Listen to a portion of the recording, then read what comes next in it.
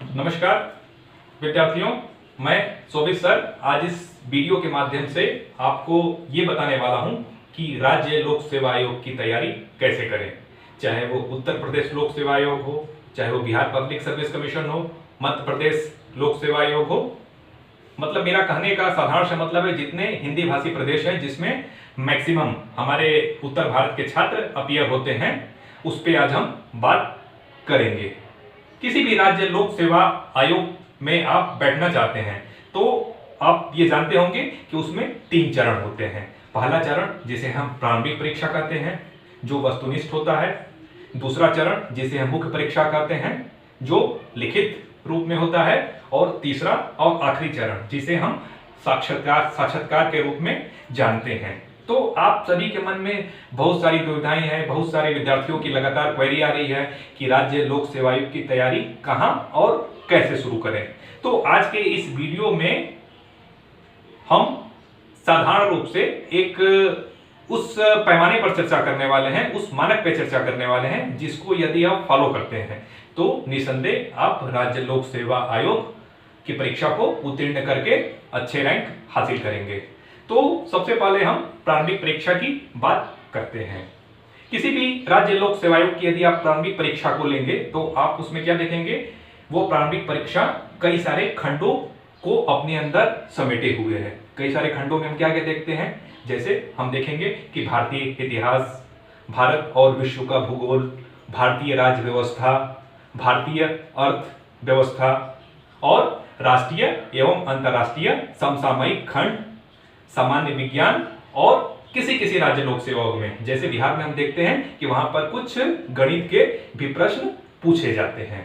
तो जो नए विद्यार्थी हैं उनके सामने समस्या ये आती है कि इतने सारे खंडों को वो कैसे समेटें, उसकी समग्र रूप से तैयारी कैसे करें, कोचिंग करें या ना करें। क्योंकि एक बात मैं आप सभी से कहना चाहूंगा कि आज का जो दौर है वो इंटरनेट का युग है। आज से लगभग 10 वर्षों के पहले जो सूचनाएं हमें बहुत ही कठिनाई से मिल पाती थी, आज हम देखते हैं कि उस इंटरनेट की बदौलत हमारे मुट्ठी में है। बोल सकते हैं कि चंद मिनट में आप किसी भी सूचना को इंटरनेट के माध्यम से अपने लिए खोज सकते हैं, लेकिन उस सूचना का, उस इंफॉर्मेशन का आपको उपयोग कैसे करना है, सबसे इंपॉर्टेंट बात यह है। तो प्रारंभिक परीक्षा के लिए आपको करना यह है कि सबसे पहला जो काम करना है, सबसे पहला काम करना है कि जैसे आप बिहार लोक सेवा आयोग में शामिल होने वाले हैं तो उसके प्रारंभिक परीक्षा के जो 10 वर्षों के प्रश्न पत्र हैं उसको आप परचेज कर लें। जब आप स्नातक हो जाते हैं, ग्रेजुएट हो जाते हैं, then you are eligible to appear in any commission exam. तो 10 साल के प्रश्न पत्र खरीद लें और 10 साल के प्रश्न पत्रों को बिल्कुल शांत मन से आप पढ़ें और समझें कि उसमें किस तरीके के प्रश्न पूछे गए हैं। भारतीय इतिहास से संबंधित, भारतीय भूगोल, भारतीय राज्य व्यवस्था, विज्ञान से संबंधित प्रश्न, करंट को लेकर के किस प्रकार के प्रश्न पूछे गए हैं।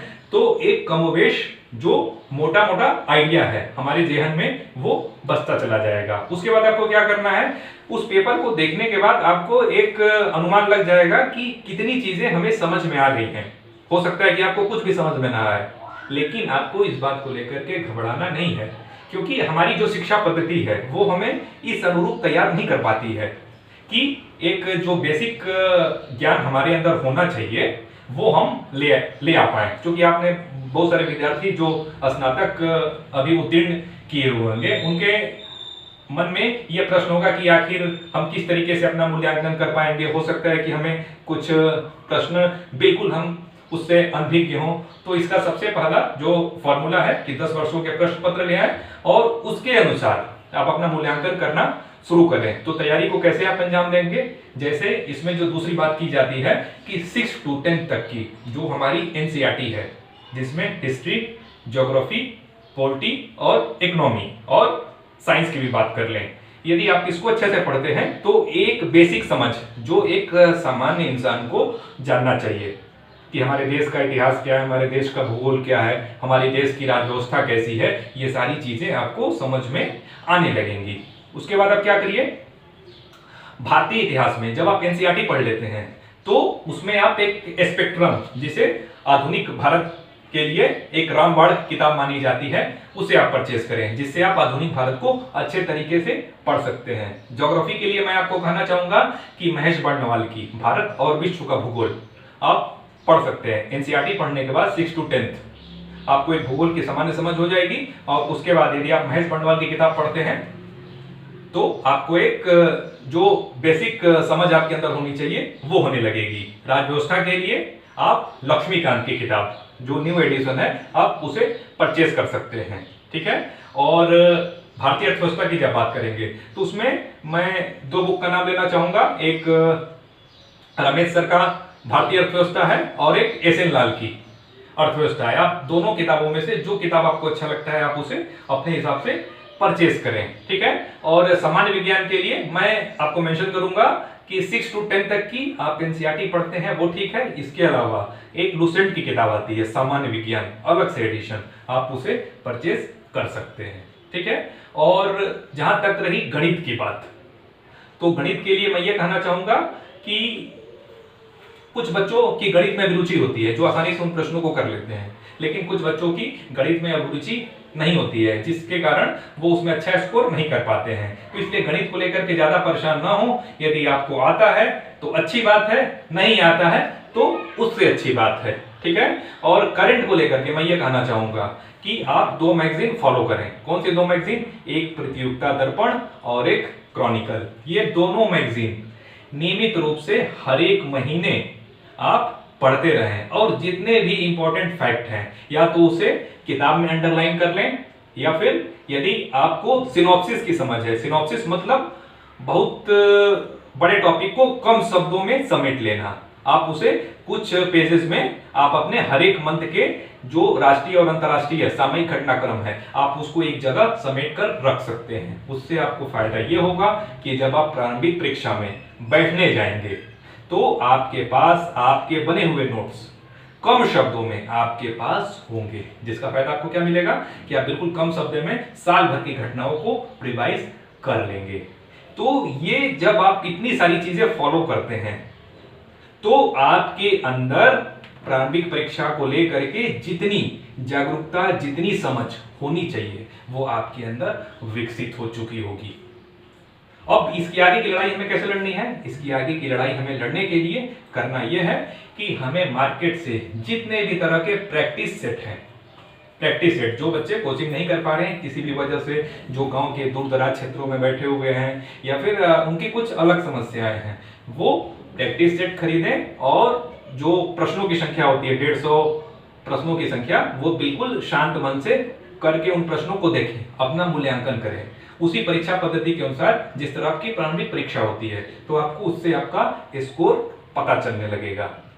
तो आप क्या करेंगे, धीरे धीरे, एक ये लंबा प्रोसेस है। आप सभी परेशानी इस बात को लेकर के हो जाते हैं कि आप चाहते हैं कि आपकी प्रारंभिक परीक्षा की तैयारी 3 महीने 6 महीने के अंदर हो जाए, ठीक है। तो यदि आपका एजुकेशनल बैकग्राउंड अच्छा है तब तो आपको कोई दिक्कत नहीं होने वाली है, आप 6 महीने में आसानी से प्रारंभिक परीक्षा उत्तीर्ण कर सकते हैं। लेकिन यदि आपने किसी कारण से अपनी एजुकेशनल बैकग्राउंड को मजबूत नहीं किया हुआ है, यानी अच्छे से पढ़ाई नहीं की है, तो उसके लिए आपको शांत मन से 1 वर्ष की तैयारी करनी ही करनी होगी, तभी आप प्रारंभिक परीक्षा पे पकड़ बना पाएंगे। और मेरा आप सभी से एक गुजारिश और है, वो गुजारिश ये है कि प्रारंभिक परीक्षा चाहे मुख्य परीक्षा को लेकर के, पास करने को लेकर के जल्दीबाजी ना करें, वरना वो पंचवर्षीय योजना में तब्दील हो जानी है। क्योंकि जब आपने तैयारी करने को ठान लिया है तो उससे जुड़ी हुई जो पीड़ा है, उससे जुड़ी हुई जो चुनौती है, उससे जुड़ी हुई जो समस्या है, वो हर एक चीजों को आपको फेस करते जाना है। और फेस करने के लिए आपको सबसे पहली बात है कि अपने मन के अंदर आपको धैर्य बनाए रखना है। क्योंकि जनरली हम क्या देखते हैं, जनरली ये देखते हैं कि छात्र प्रारंभिक परीक्षा की तैयारी तो शुरू करते हैं, लेकिन कुछ महीने के बाद उस तैयारी को लेकर के उनके मन में मोनोटोनस स्थिति उत्पन्न हो जाती है, उन्हें पढ़ने में मन नहीं लगता, सिलेबस बहुत सारा वास्ट होता है, पता चलता है कि उन्होंने शुरू किया इतिहास से और इतिहास को खत्म ना करके फिर वो भूगोल में कूद गए, भूगोल में भी मन नहीं लगा, तब तक भूगोल से राज्य व्यवस्था में आ गए। इससे जो उनकी तैयारी होती है वो आधी अधूरी रह जाती है, और इसका परिणाम क्या होता है, वो प्रारंभिक परीक्षा में बैठते हैं फेल, दूसरे साल फिर बैठे फेल।